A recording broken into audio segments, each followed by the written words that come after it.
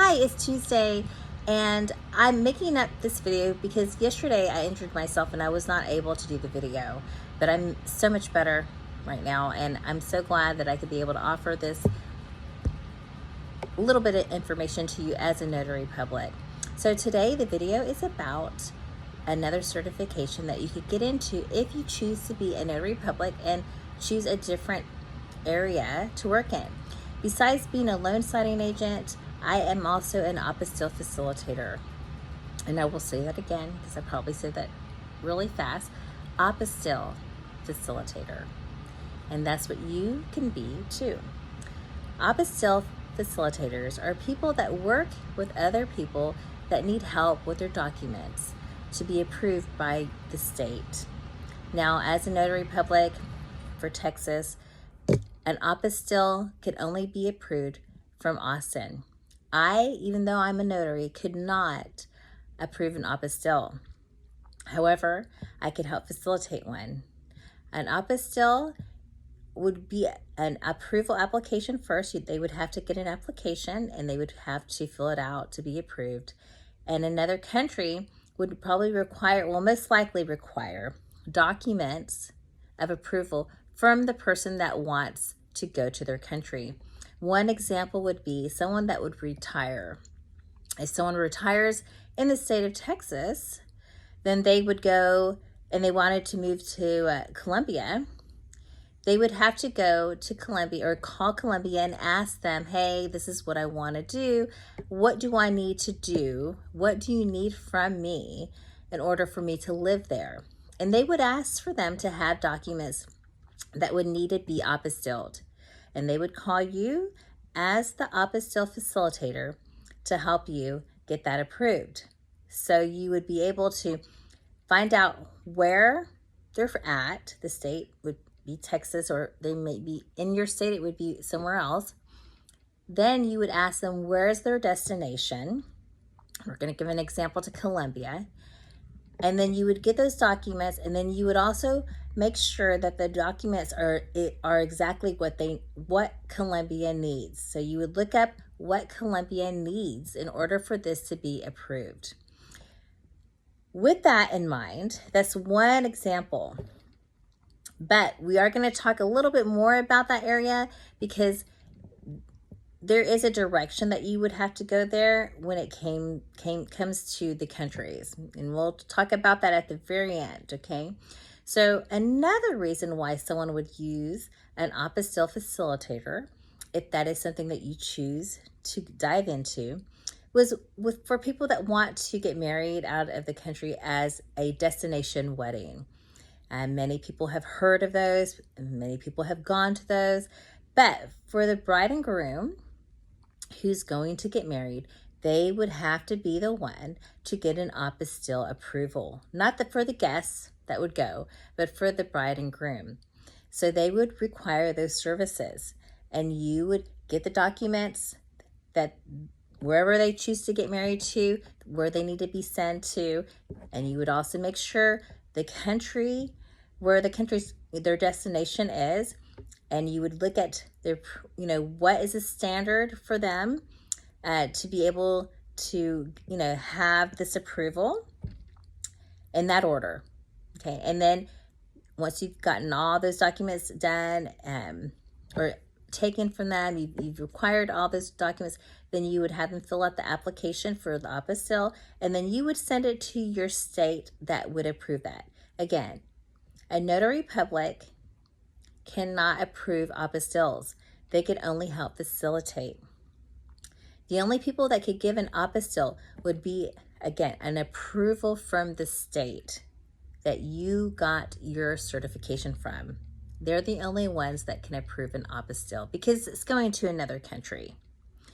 They have to make sure, or your state, which would be my example of Austin, Texas, would have to look at the documents, make sure they're authentic, they're real, they're legit, and then once they see that, they would put a seal of approval on there, which would be called the apostille.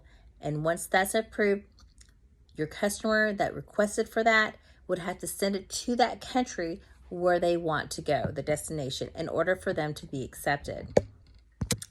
That's the second scenario of why someone would want to use that service.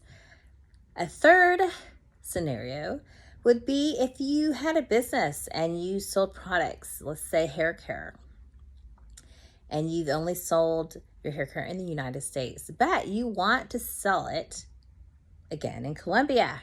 I love Colombia because I've been there before, and that's why we'll use this as an example. You would not be able to sell any products in Colombia without an apostille. So an apostille would allow the business to be legitimate in their in their country, in order for you to sell products over there. And of course, their country would have to be able to valid or see, authentic documents that you are a business, you are the business owner, it is real, and that you would be able to carry on that business over there. So that would be another way of getting an apostille service done. So there's personal, which is the retirement. There's actually wedding is also very personal.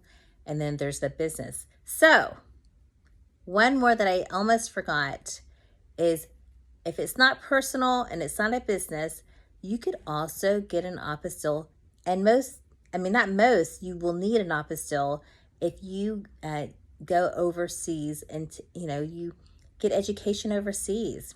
A lot of students do that. It's been around for a long time, but the student would not be able to go overseas for education unless they have an apostille. And that is a service that you can help provide them getting approval on. So these are really fascinating things that people would use on a day-to-day basis. You would never even think about it, and most people have never heard of it before.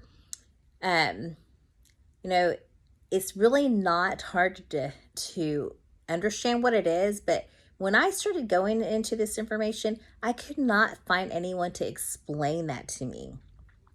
I did not know what an apostille apostille facilitator was. So I'm really hoping that this communicates to you better and clearer, that you understand what you would be doing, what you would be getting paid for, and understanding that you are not the one that will be able to approve the apostille, but you are the one that would be the middle person, pretty much.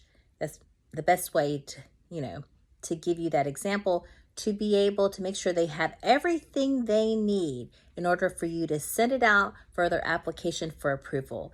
Because a lot of people, and why this is important, a lot of people could do it on their own. They don't have to use you, but they make mistakes. And you have to understand that when you go into an application, when you fill out an application and you send it to your state for approval, they're in a waiting list. There's a lot of people applying. You're going to have to wait in line. And if they don't get approved because they forgot something or they didn't have the right paper, it sends so much. You're going to have to start all over on the application. And then most of the time too, they come back and they don't even know what happened. So why people, look for apostille facilitators is because they don't have time for, any rejections. Most of the time they do it at the last minute. They don't prepare, and they need it right away, because they didn't even know they had to get it done. And so they're looking for someone that knows what they're doing in order for them to get this done with an approval. And that is why you're there. Now, along with that, as I had mentioned earlier, now we have to talk about Hague and non-Hague Convention countries. And that goes with being an apostille agent. You will not be able to help any customer unless you understand what a Hague and non-Hague Convention country is. And we'll talk about that on my next video. Thank you so much for being here.